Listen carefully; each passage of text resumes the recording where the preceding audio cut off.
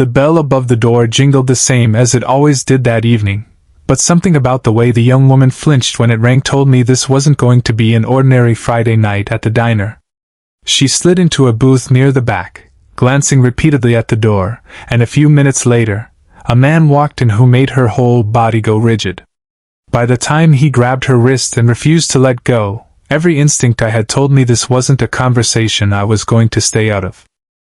Before we begin, if you believe everyone deserves someone willing to step in when it matters most, please take a moment to like this video, leave a comment, share it with someone who believes in standing up for others, and subscribe to Daily Kindness for more heart-touching stories. And don't forget to tell us in the comments where you're watching from. We'd love to know where our amazing community is joining us from. My name is Webb, and I've owned the Blue Plate Diner on the corner of 5th and Main for almost 18 years now. It's a small place, nothing fancy, mostly regulars, truckers passing through, night shift nurses grabbing coffee before their shift, teenagers avoiding curfew for another 20 minutes. I know most of my customers by name, and I've learned, over the years, to notice when something feels off, the same way a bartender learns to read a room, or a teacher learns to spot the kid who didn't have breakfast that morning. I bought this place back when I was 32, using nearly every dollar I had saved working double shifts at a diner 2 towns over. It wasn't glamorous then, and it isn't glamorous now, but it's mine, and over the years it's become something more than just a place to eat. For a lot of regulars, it's become something closer to a second living room. That Friday night, business was slow, just a handful of tables occupied, when a young woman I didn't recognize came in and took a booth near the back, keeping her jacket on despite the warmth inside, her eyes darting toward the entrance every few seconds. She ordered coffee, nothing else, and sat quietly, hands wrapped tightly around the mug like she was trying to hold herself together. I noticed her right away, the way I notice most new faces, but there was something particular in how she carried herself, the stiffness in her shoulders, the way she kept glancing at the door instead of settling into the booth the way most people do when they've found a quiet corner to relax in. About 10 minutes later, a man walked in, tall, agitated, scanning the room until his eyes landed on her booth. He walked over quickly, his voice low but sharp, and she visibly shrank back against the vinyl seat as he leaned over the table. I couldn't hear every word from the counter, but I didn't need to. Her body language said everything. Shoulders pulled in, eyes down, the kind of stillness people fall into when they're trying not to make things worse. I'd seen that kind of stillness before, years earlier, in someone close to my own family, and it's not something you forget once you've learned to recognize it. When he reached across the table and grabbed her wrist, gripping it hard enough that she winced, I set down the coffee pot I was holding and walked over without a second thought. "Let her go," I said, my voice steady but firm enough to carry across the diner. "Now." He turned, clearly annoyed at the interruption, sizing me up like he was deciding whether I was worth the trouble. "This isn't your business," he said sharply. "It is when it's happening in my diner," I replied, standing my ground, close enough now that he had no choice but to actually look at me instead of her. For a tense few seconds, nobody moved. A couple at a nearby table had gone quiet, watching carefully. My longtime cook, Denny, had stepped out from the kitchen, arms crossed, silently backing me up without a word, the way he always does whenever things start feeling tense out front. Eventually, the man released her wrist, muttering something under his breath about not wanting trouble, before storming out the front door, the bell jingling harshly behind him. The young woman sat frozen for a moment, breathing shakily, rubbing her wrist where his fingers had left faint red marks. I pulled out the chair across from her gently and asked if she was all right, keeping my voice calm, careful not to overwhelm her further.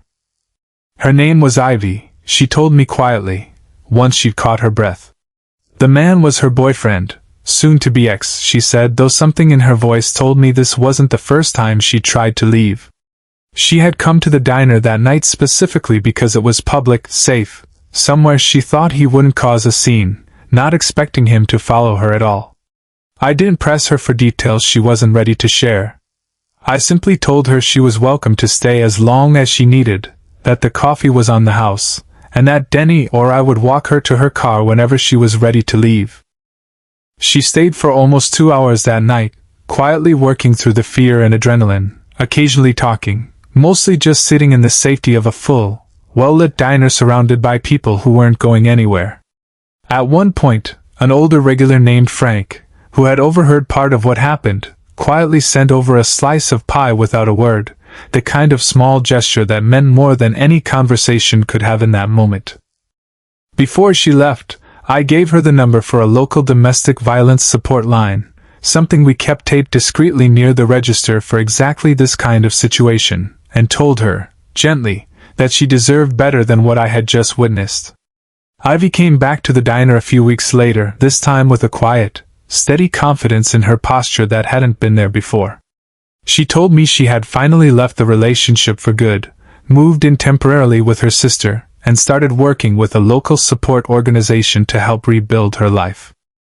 She became a regular after that, stopping by most Sunday mornings, sometimes alone, eventually with a small group of friends she'd made through the support group she joined.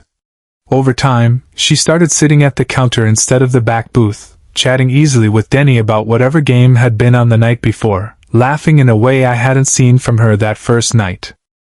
Nearly a year later, Ivy asked if she could put up a small flyer near our community board, information about the same support line I had once handed her on a napkin, along with a short, handwritten note about the diner that had once given her a safe place to breathe. That flyer is still up today, a little worn at the edges, tucked among flyers for lost cats and yard sales, a quiet reminder that sometimes the smallest interventions end up mattering the most.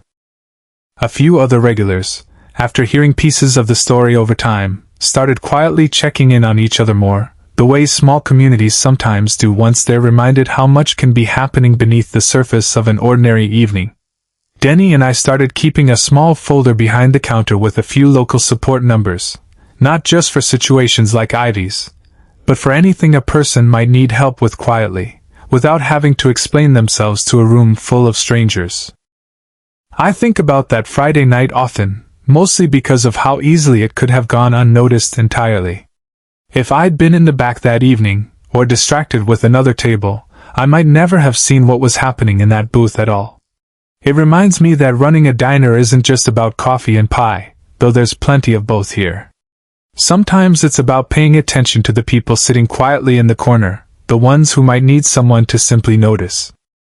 Sometimes protecting someone doesn't require grand gestures. It just requires paying attention, and being willing to say something when it counts. And sometimes a diner booth, a cup of coffee, and 4 simple words are enough to change the entire direction of someone's life.